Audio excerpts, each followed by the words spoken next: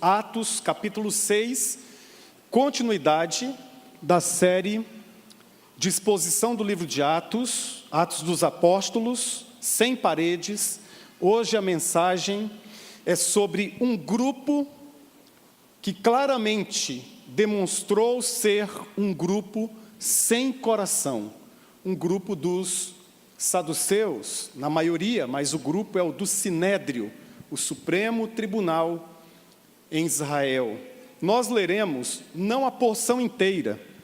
O capítulo 7, por exemplo, é todo o discurso, ou o sermão, ou a mensagem de Estevão, uma mensagem extraordinária, com toda a história da salvação, desde Abraão, passando por Davi, chegando ao Messias. Nós não leremos a pregação de Estevão, a sua defesa, mas nós leremos no capítulo 6, a partir do versículo 8, e depois no capítulo 7, a partir do verso 54. E eu contarei a história do capítulo 7. Diz assim, capítulo 6, a partir do verso 8: Estevão, homem cheio da graça e do poder de Deus, realizava grandes maravilhas e sinais entre o povo. Contudo, levantou-se uma oposição dos membros da chamada Sinagoga dos Libertos, dos judeus de Cirene e de Alexandria, bem como das províncias da Cilícia e da Ásia. Esses homens começaram a discutir com Estevão, mas não podiam resistir à sabedoria e ao espírito com que ele falava. Então, subornaram alguns homens para dizerem: ouvimos Estevão falar palavras blasfemas contra Moisés e contra Deus. Com isso, agitaram o povo, os líderes religiosos e os mestres da lei, e prendendo Estevão, levaram-no ao Sinédrio. Ali apresentaram falsas testemunhas que diziam: este homem não para de falar contra este lugar santo e contra a lei, pois o ouvimos dizer que esse Jesus, o Nazareno, destruirá este lugar e mudará os costumes que Moisés nos deixou. Olhando para ele, todos os que estavam sentados no Sinédrio viram que o seu rosto parecia o rosto de um anjo. Agora vamos para o capítulo 7, vamos ler a partir do versículo 54. 7, a partir do versículo 54. Ouvindo isto, ficaram furiosos e rangeram os dentes contra ele. Mas Estevão, cheio do Espírito Santo, levantou os olhos para o céu e viu a glória de Deus e Jesus em pé, à direita de Deus, e disse: vejo os céus abertos e o Filho do Homem em pé, à direita de Deus. Mas eles taparam os ouvidos e, dando fortes gritos, lançaram-se todos juntos contra ele, arrastaram-no para fora da cidade e começaram a apedrejá-lo. As testemunhas deixaram seus mantos aos pés de um jovem chamado Saulo. Enquanto apedrejavam Estevão, este orava: Senhor Jesus, recebe o meu espírito. Então caiu de joelhos e bradou: Senhor, não os considere culpados deste pecado. E tendo dito isso, adormeceu. E Saulo estava ali, consentindo na morte de Estevão. Percebam que no início do texto que nós lemos, a atitude do Sinédrio, motivado por estes judeus de uma sinagoga chamada Sinagoga dos Libertos, que eram judeus que foram para Roma. Lá eles se reuniram numa sinagoga e eles foram aprisionados pelo Império Romano. Depois de um certo tempo, eles foram libertos pelo Império Romano e, portanto, passaram a ser chamados, identificados dentre os demais judeus, como os da sinagoga dos libertos. Mas de libertos eles não tinham nada, eles estavam aprisionados às suas tradições humanas, aprisionados à sua religiosidade humana, eles não estavam libertos. E eles, portanto, subornam algumas pessoas e levam o caso perante o Sinédrio. E mesmo depois, você leu no texto, mesmo depois que no Sinédrio eles contemplaram o rosto de Estevão e viram que o rosto de Estevão brilhava como o rosto de um anjo. É um sinal de uma transfiguração, uma teofania como aquelas do Antigo Testamento. Exatamente uma teofania similar à que aconteceu com Jesus no Monte da Transfiguração. O rosto de Estevão ficara translúcido, espiritualmente translúcido, refletia um brilho como o rosto de Moisés. Eles viram, identificaram, isso também há um tom de ironia no texto bíblico, porque os saduceus não acreditavam em anjos. Vocês lembram que na semana passada nós discorremos sobre isso, mas ali estava um homem, e eles tinham que olhar para aquele homem, e aquele homem era uma testemunha dos céus na terra, exatamente como Deus quer que você e eu sejamos, testemunhas. O rosto de Estevão brilhava, eles viram, consentiram nesta realidade, mas mesmo assim quiseram matar Estevão, apedrejar Estevão, julgaram Estevão erroneamente, equivocadamente, foram acusações falsas. Mesmo depois, isso demonstra claramente que aqueles homens eram homens sem coração. A acusação foi sem coração. No texto de Atos capítulo 7, por exemplo, nós encontramos que ele foi acusado, por exemplo, de 4 coisas. Primeiro, de ensinar contra Moisés e contra a lei de Moisés. Eles, lembram-se da leitura que nós fizemos, eles pagaram uma quantia para que as pessoas mentissem. Eles subornaram algumas pessoas para que perante o tribunal dissessem: nós vimos Estevão, é verdade, nós vimos Estevão falar contra a lei de Moisés. Isso seria um grande pecado que Estevão não cometeu. A segunda acusação: nós ouvimos Estevão, e eles mentiram em relação a isso, ouvimos Estevão falar contra Deus, contra o Senhor. Uma terceira acusação: ele também falou contra o templo que era, à época, o sinal máximo da presença de Deus, que era, à época, a imagem clara da presença de Deus, e eles mentindo disseram: ele falou contra o templo. Essas 3 acusações foram muito intensas, e se você parar para prestar atenção, aí está uma primeira semelhança de Estevão com Jesus. Esse trecho que nós lemos, e também o capítulo 7, revela como Estevão foi um discípulo muito parecido com Jesus. Jesus também recebeu essas mesmas acusações. Os fariseus e os saduceus acusaram a Jesus de falar contra Moisés, de falar contra Deus e de falar contra o templo. Eles usaram, para tanto, falsas acusações. O verso 11, capítulo 6, versículo 11, deixa isso bem claro. Diz assim: ouvimos Estevão falar palavras blasfemas contra Moisés e contra Deus. Mentira, acusações falsas. E também falsas testemunhas. Como nós lemos aqui, eles pagaram uma quantia razoável para que eles mentissem a respeito de Estevão. E quando nós olhamos para a vida de Jesus e a vida de Estevão, nós percebemos uma outra semelhança. Por exemplo, nós percebemos que em Jesus nós encontramos uma sequência. Os profetas condenaram a mentira daquele povo de coração duro. Jesus igualmente. Estevão da mesma forma. Versus os antepassados do povo judeu. As autoridades religiosas que condenaram a Jesus foram as mesmas autoridades religiosas que aqui no texto condenaram a Estevão. Sabe que muitas vezes a Bíblia nos diz a seguinte palavra que, para nós, uma geração que não está acostumada a sofrer, uma geração que quer fugir do sofrimento a qualquer custo, a Bíblia diz muitas vezes para nós que nós temos que carregar a nossa cruz. Isso significa participar dos sofrimentos de Cristo, participar dos sofrimentos de Jesus.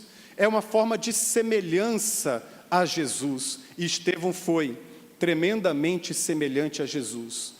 Estevão se deparou com um auditório de um coração duro, empedernido, um coração de pedra, como nos diz a Bíblia aí em Atos capítulo 7, você pode acompanhar na sua Bíblia, dos versos 51 a 53. Olha o testemunho de Estevão através da sua palavra. Povo rebelde, obstinado de coração e de ouvidos, vocês são iguais aos seus antepassados, sempre resistem ao Espírito Santo. Qual dos profetas os seus antepassados não perseguiram? Eles mataram aqueles que prediziam a vinda do justo, de quem agora vocês se tornaram traidores e assassinos. Vocês que receberam a lei por intermédio de anjos, mas não lhe obedeceram. A expressão inicial aí, vocês sempre resistem, tem a ver com a imagem de um animal, de um boi, por exemplo, que precisa de um aguilhão, senão ele não se move, ele não sai do lugar. Deus estava dizendo nessa linguagem bíblica que o povo de Israel, especialmente a liderança religiosa, porque nem todos do povo concordavam com as decisões que foram tomadas no Sinédrio, e o livro de Atos vai mostrar que muitas pessoas se converteram, muitas pessoas aceitaram a Jesus como Messias, mas de um modo geral, o povo não saía do lugar, a palavra era ministrada, o povo permanecia no mesmo lugar, a palavra de Deus vinha com poder e autoridade, e o povo se mantinha de coração duro, eles resistiam ao Espírito Santo. Resistiam ao Espírito Santo. Esse tema é muito interessante porque mais tarde, no livro de Atos, a Bíblia vai falar a mesma coisa a respeito de Saulo, que aqui aparece consentindo com a morte de Estevão. Mas a respeito de Saulo, a Bíblia diz uma advertência, falando assim: Saulo, por que você resiste aos aguilhões? Que era aquele elemento que ferroava o boi para que o boi começasse a andar e começasse a trabalhar. O povo de Israel estava de coração duro, coração fechado, coração endurecido, coração completamente parado no mesmo lugar. E qual era o pecado, irmãos? Qual era efetivamente esse pecado? Permanecer onde está, como um boi que resiste ao seu dono. E essa resistência, ela tinha um nome. Prestem atenção nisso. Qual era o nome dessa resistência? Ou desse pecado terrível? Matar gente inocente e consentir na morte de gente inocente. Aquele tribunal religioso tomara a decisão de matar a Jesus, homem inocente, o justo de Deus, e estava a ponto de, e depois esta decisão se confirma, mas aqui no capítulo 6, estava a ponto de matar mais um inocente, Estevão, que foi considerado o primeiro mártir da história da igreja. Esse tem sido um pecado de resistência à palavra de Deus. Não apenas matar gente inocente, mas consentir na morte de gente inocente, como foi o caso de Saulo, que no capítulo 8, versículo 1, diz o texto, finalizando esse trecho assim: e Saulo estava ali, consentindo na morte de Estevão. Saulo era um dos membros do Sinédrio, ele não era saduceu, ele fazia parte dos 2% de fariseus que compunham o tribunal, mas o que a Bíblia diz no capítulo 8, verso 1, ele consentia, preste atenção nisso. Este elemento sobre a história de Jesus, a história da salvação, é um protótipo que alcança, é como um manto que alcança todos os tipos e espécies de mortes de inocentes em toda a história do cristianismo, em toda a história geral. Esse é um pecado terrível da humanidade. Todas as vezes que alguém toma uma decisão, talvez por desespero, talvez por angústia, mas algumas vezes também motivado até por orientação de outros, de matar gente inocente no útero, por exemplo, é o mesmo manto de injustiça que está cobrindo esta realidade. Todas as vezes que alguém consente, não faz nada, não fala nada, na morte de milhões de inocentes nas filas de um hospital público, que muitas vezes, para que aquela fila continue enorme, continue gigantesca, há desvio, há corrupção, há alguns se locupletando, e todas as vezes que a igreja se cala em relação a isso, de alguma forma nós também somos cúmplices neste manto de matar gente inocente, matar pessoas inocentes. Talvez você não mate, mas talvez você consinta na morte de pessoas inocentes. Olhamos agora para o número de 14 milhões de desempregados e alguns desalentados. Da mesma forma, nós muitas vezes consentimos na morte de pessoas inocentes, se não fisicamente, na morte de sonhos, de projetos de um chefe de família. O que nós devemos fazer? A postura de Estevão deve ser a postura da igreja, de pregar a palavra, de insistir na palavra. É uma postura profética que se une à oração. No momento mais decisivo e mais intenso, ele tirou os olhos do tribunal, diz a Bíblia. No momento em que o tribunal estava mais acalorado e que a decisão já tinha se configurado, se formado, é interessantíssimo o realismo bíblico. Ele tira os olhos do tribunal, ele tira os olhos dos homens, ele tira os olhos das pessoas, louvado seja Deus, e ele olha para o céu, louvado seja o nome do Senhor. E quando ele olha para o céu, ele enxerga, meus irmãos, os céus abertos, o Filho do Homem em pé à direita de Deus, o Pai. Quando ele olha para o céu, ele enxerga Jesus como um juiz. Essa figura de Jesus em pé, ao lado do trono, ao lado do rei, é uma figura de Jesus como um juiz de todos. É como se Estevão estivesse dizendo assim: mais uma vez, esse tribunal vai fazer coro com os antepassados que mataram os profetas. Mais uma vez, esse tribunal vai fazer coro com aqueles que mataram a Jesus. Mesmo depois de Jesus ter chorado sobre Jerusalém, olhou para Jerusalém e disse: Jerusalém, Jerusalém, tu que matas os profetas e aqueles que são enviados a ti. Na viagem que fizemos, nós ficamos exatamente na posição muito provável em que Jesus estivera. De lá, daquele monte, Monte das Oliveiras, nós enxergamos toda a cidade, enxergamos o local onde fora o templo, enxergamos o local onde fora o sinédrio, enxergamos o local onde as decisões eram tomadas, enxergamos toda a cidade velha de Jerusalém. Jerusalém, Jerusalém, tu que matas os profetas. O que Deus pede de você e de mim num tempo como este do Brasil é que nós olhemos mais para o alto, olhemos mais para Deus, olhemos mais para o Senhor. E se nós olharmos com fé e confiança efetiva, é bem possível que pela fé nós enxerguemos Jesus como juiz. Jesus veio primeira vez como um cordeiro, voltará como um leão, louvado seja o nome de Jesus. Ele veio primeira vez como advogado e age ainda como advogado. Todas as vezes que nós confessamos os nossos pecados, Ele é fiel e justo para nos perdoar os pecados e nos purificar de toda a injustiça. Voltará como juiz. Como juiz.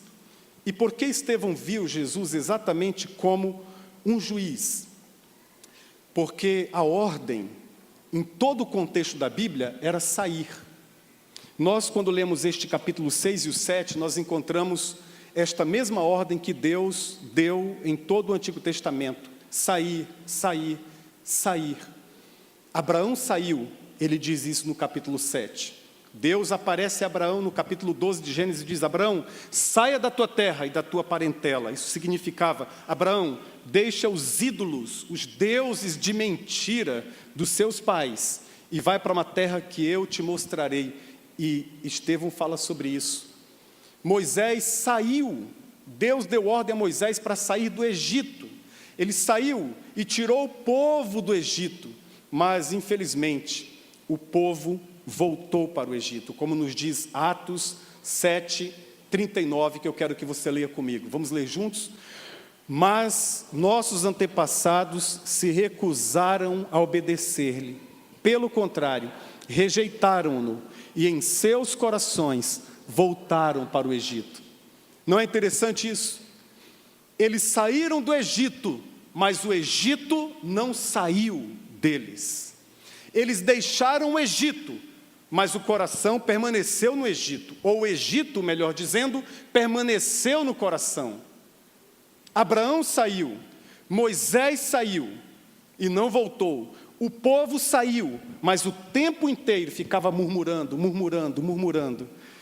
Talvez a palavra de Deus, nesta tarde, quase noite, esteja falando fortemente ao coração de alguns aqui, que Deus já pediu para sair de uma circunstância, sair de uma situação, sair. E talvez Deus esteja falando nesta noite com outras pessoas que já saíram, mas no coração ainda tem a cidadela do erro, do pecado. Em nome de Jesus, Deus mandou sair. Saia, em nome de Jesus. Saia. Não permaneça na mesma situação, não permaneça do mesmo tamanho, não permaneça do mesmo jeito. Saia. Estevão saiu também. Saiu do sinédrio, já com uma sentença de morte, mas com a cabeça erguida.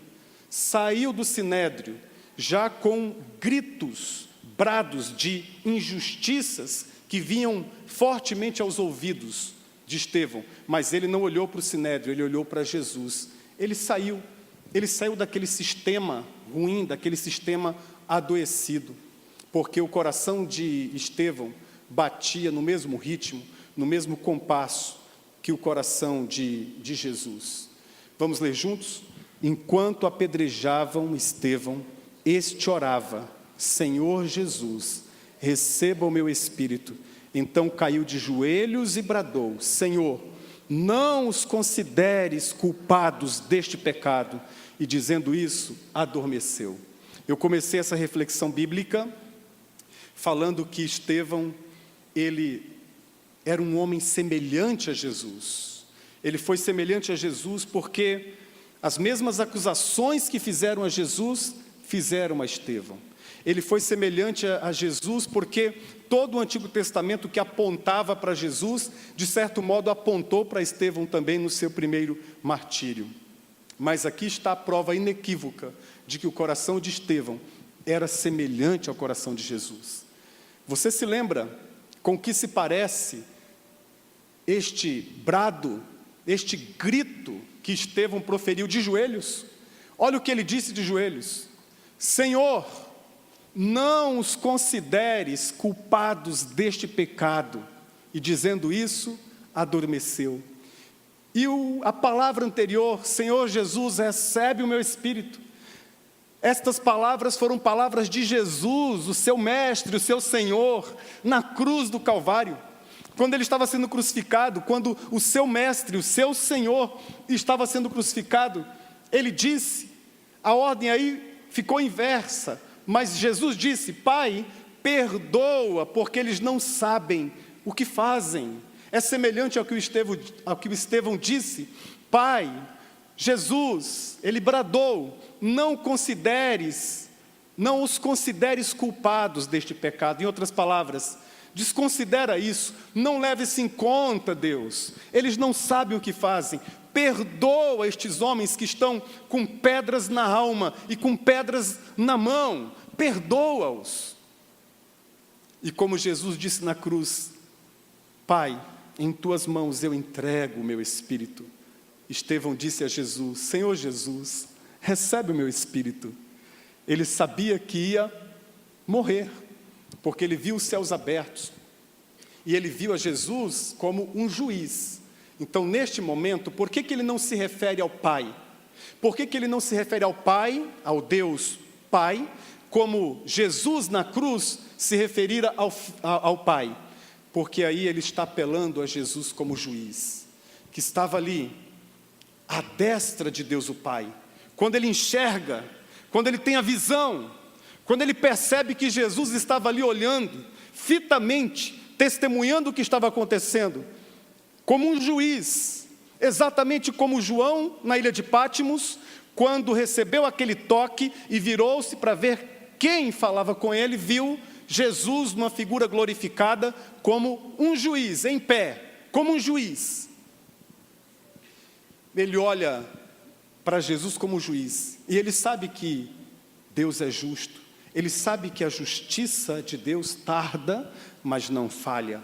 Ele sabe de todas essas realidades. Ele era um judeu temente ao Senhor, mas no coração dele não tinha mágoa, não tinha ressentimentos, não tinha ódio. No coração desse homem tinha um cristianismo autêntico que o século 21 precisa assistir novamente. Ele era semelhante a Jesus. No coração dele só tem esse brado: perdoa, perdoa, Pai, perdoa, perdoa esses homens, não os considere culpados, perdoa-os, perdoa-os. E dizendo isso, adormeceu. Adormecer é um eufemismo bíblico para dizer que Estevão morreu. É uma maneira da Bíblia dizer, ela ameniza a linguagem, ele adormeceu, ele morreu. E a Bíblia conclui dizendo, no verso 1 do capítulo 8, e Saulo estava ali, consentindo na morte de Estevão.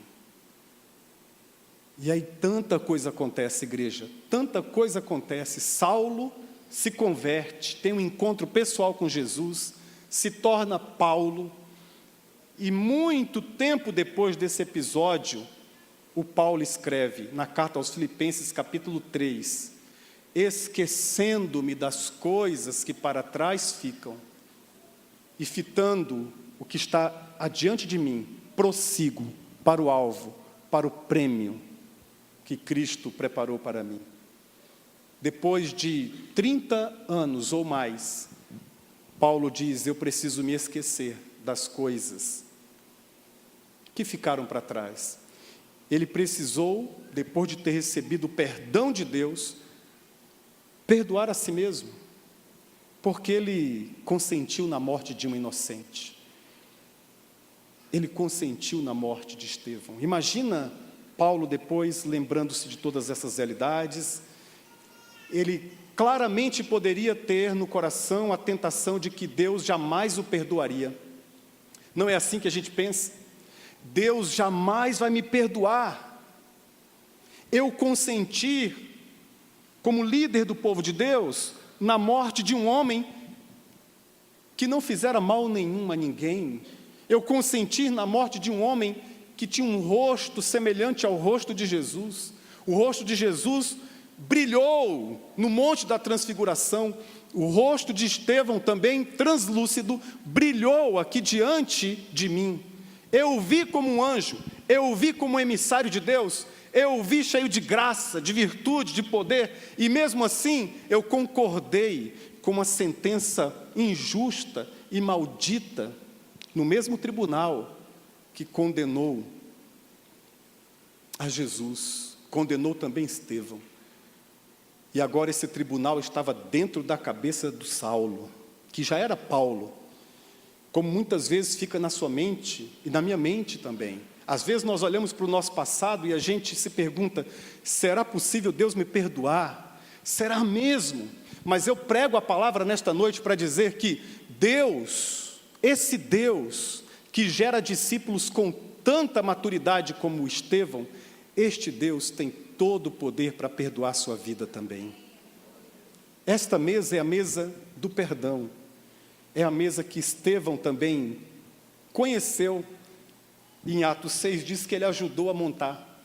Uma das coisas, uma das tarefas de Estevão, uma das tarefas daquele homem, uma das tarefas era servir a mesa da ceia também.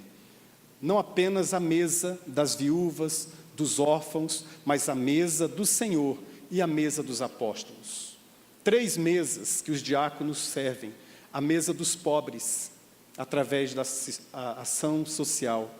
A mesa dos pastores, através do cuidado, do zelo, da proteção, de conselhos sábios. E a mesa do Senhor. Estevão serviu esta mesa algumas vezes. Não sabemos quantas vezes, mas ali, diante do Senhor, diante de Deus, Ele entrega o seu Espírito e Ele revela para você e para mim que esse é o alvo do discipulado. O alvo do discipulado cristão é que nós sejamos pessoas semelhantes a Jesus. Nós vamos nos aproximar da mesa do Senhor. Eu quero chamar os diáconos e os pastores aqui à frente. Eu quero chamar o quarteto master também. Nós vamos entregar ambos os elementos de uma vez só. Você vai receber um cálice, vai receber um naco de pão.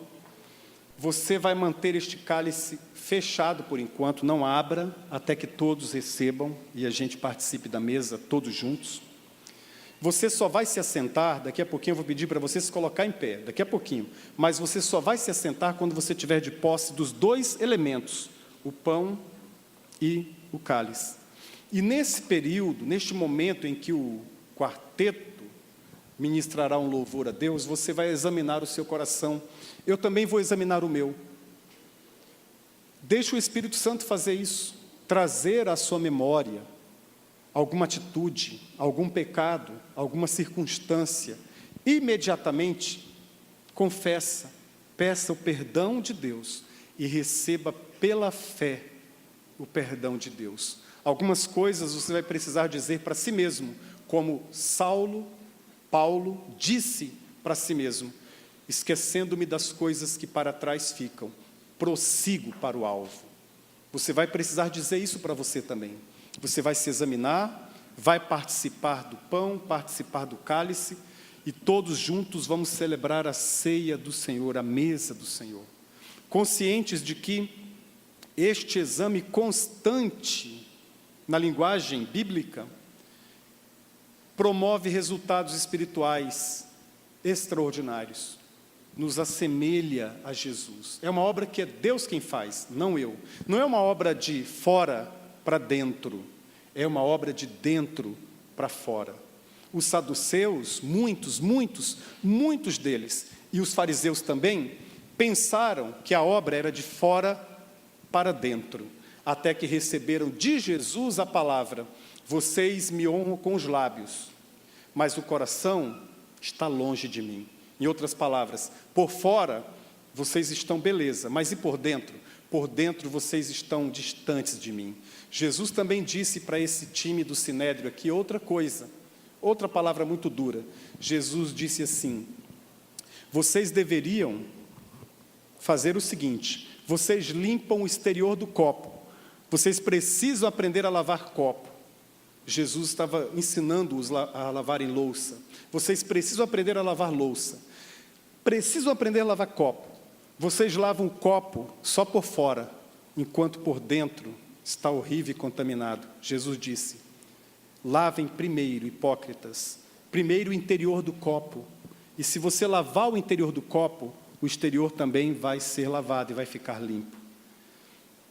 Então, este exame que você e eu fazemos é para nos alinharmos com Jesus, porque a palavra confissão, confessare, significa falar a mesma língua.